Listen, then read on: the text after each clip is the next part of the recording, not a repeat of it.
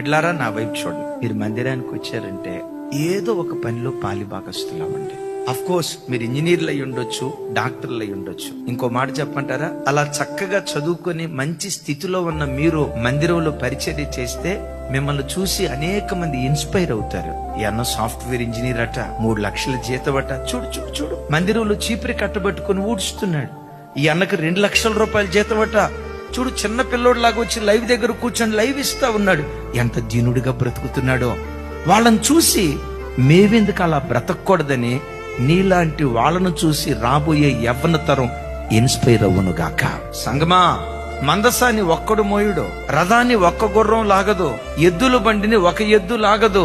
2 ఎద్దులు కలిసి 10 గుర్రాలు కలిసి మందసాన్ని కొంతమంది యాజకులు కలిసి ఎలా మోసుకుంటూ వెళ్తారో, సంఘాన్ని ఒక సేవకుడు మోయటం కాదు, ఒక సేవకురాలు మోయటం కాదు, మనమందరం సంఘ భారాన్ని మోసేవారిగా ఉండాలి.